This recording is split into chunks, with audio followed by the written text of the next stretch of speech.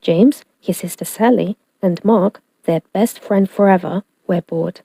They had played all day, but now that it was dark and difficult to see, they had nothing to do. They couldn't play soccer because they couldn't see the ball.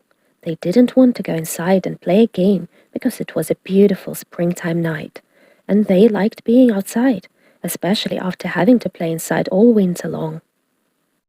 They just didn't know what to do, and it was a little too early for them to go home. "I guess I'll just go home," Mark said in a sad voice. "Oh, come on," replied James. "We'll still have time for another game of something." Then Sally said, "I have an idea. Let's play hide and seek." "I was just going to say that," James said. "Yeah, I'll bet," replied his sister. "You always say you were thinking of whatever I think of," she snapped. "Do not," James said in a loud voice. "Do too," yelled Sally. Mark just looked down at the ground and shook his head from side to side. "They're at it again," he mumbled to himself. Then he yelled, "Okay, let's play hide and seek. I'll be the seeker." He turned, faced a big tree, closed his eyes, and started counting out loud. 100, 99, 98, 97. Sally and Mark stopped arguing, looked at each other, and ran off in different directions to find a hiding place. In the distance, they could still hear Mark counting. 4, 3, 2, 1. "Ready or not, here I come." Then he turned and began looking for places where they could be hiding. Finding Sally was easy. She always ran off and then circled back, so she would be close to base, the safe place to get to before being tagged. Mark looked for the biggest tree and ran towards it, but she wasn't there. "I'll bet she is behind that big bush," he said to himself. So he ran to it and was ready to tag her, but she wasn't there either. As he turned around, he saw James running towards base and darted after him. Just before he touched James' shoulder, James tagged the base and yelled out, "Safe!" "Did you get Sally yet?" James asked. "No," said Mark. "I haven't been able to find her, and it's getting late, and we need to be heading home." So both boys yelled out, "Come on out, Sally, it's late." But there was no reply, not even a little snicker from somewhere in the darkness. They yelled again, "Come on out, Sally, it's late." Still, there was no reply from Sally. They began to worry and started searching for her. As they walked around the area, they called out, "Sally, come on, we give up, you're safe." But no matter where they looked or how much they called out, Sally didn't answer. It was as if she disappeared. She was wondering what had happened. All she could remember was crawling under the big trunk of a fallen tree to hide. Now, as she looked up, she saw several stars through a small hole above her head. She had fallen into a hole when she crawled under the tree trunk. "Help!" she yelled, and heard her voice echo through what must have been a cave. "Help! Help! Help! Help!" "Did you hear that, James?" Mark said excitedly. "Sally just yelled for help. Keep yelling, Sally!" James screamed. "That way we can find you." Sally heard her brother and kept screaming. After a short while, the boys were standing next to the big tree trunk. "Hey, are you stuck under this tree?" asked James. "Kind of," Sally yelled. "When I crawled under it to hide, I fell into a cave. Please help me. I'm scared. It's dark and I can't get out." Mark said, "James, you stay with Sally, and I will go to get my dad." Then he dashed off into the darkness. "Don't be scared," James said. "I'm right here with you." "No, you are not," Sally sobbed. "You're up there, and I'm down here." As Sally turned into the darkness of the cave, she bumped into something, screamed, and began to cry. "What's wrong?" James yelled. "There is something down here with me," Sally replied in a shaky voice. Just then, Mark and his dad came running through the woods. Mark's father knelt down and asked Sally if she was okay. He could hear her crying and sobbing. "Sally, "Are you hurt?" he asked. "No," she said, "but I am scared and there is something down here with me.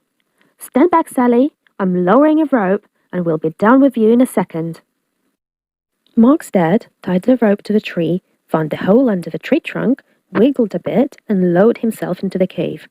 Sally could see him coming down the rope and stopped crying. Not only was he there, but the cave became brighter from the beam of his flashlight as it danced across the cave's floor and walls. As he reached the floor of the cave, he shone the light on Sally and gave her a big hug. "Don't be frightened," he said. "I'll have you out of here in no time."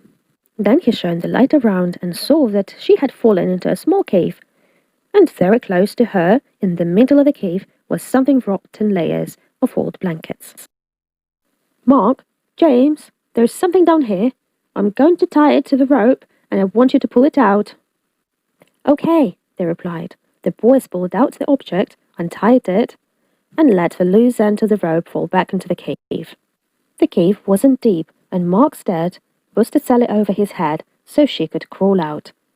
He then grabbed the rope, and with a little jump was able to grab the opening and pull himself out. "Let's go back to my house for a cup of hot tea. I'll call your parents so they aren't worried, and we'll see what treasure Sally found," he said. When they got to Mark's house, they sipped their tea and began unwrapping the treasure.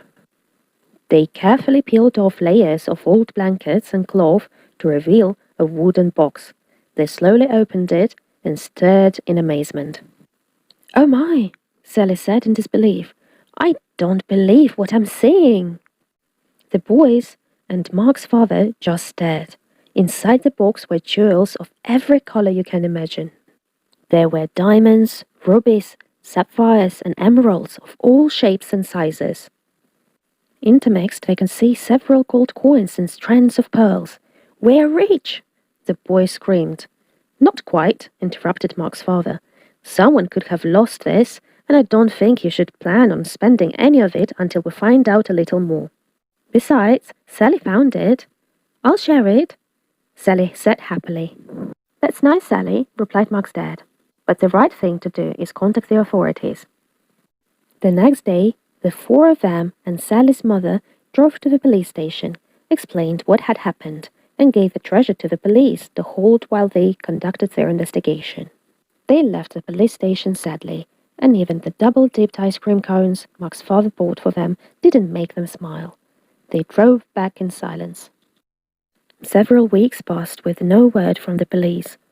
Then, one evening, Mark's father called James, Sally, and their parents. "The police just called, and I think you should come over right now," he said. "I'm afraid there is some bad news about the treasure. The police are on their way and will explain everything when you get here." Sally and James didn't say much during the ride to Mark's house.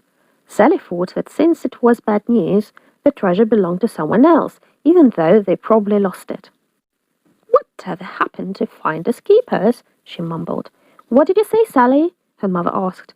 "Oh, nothing," she replied. Then she let out a long, sad sigh that echoed through the car. When they arrived at Mark's house, the police were there with the treasure box. As Sally entered, the captain introduced himself and said, "Sally, this is yours. Your parents need to sign some papers, but the box and its contents are yours." Sally, Mark, and James shrieked with joy and danced around the room. Then Sally said, "What is the bad news?" The captain smiled and said, "The treasure is worth more money than you can imagine, and with your newfound wealth comes great responsibility." Sally didn't quite understand what the captain was talking about, and right now it really didn't matter. Mark asked, "Are you going to share?" "Of course," Sally said. "If you and James didn't help me, I might still be there." Several days later, Sally asked everyone over to her house. "I have decided what to do with the money from the treasure after it's sold," she said.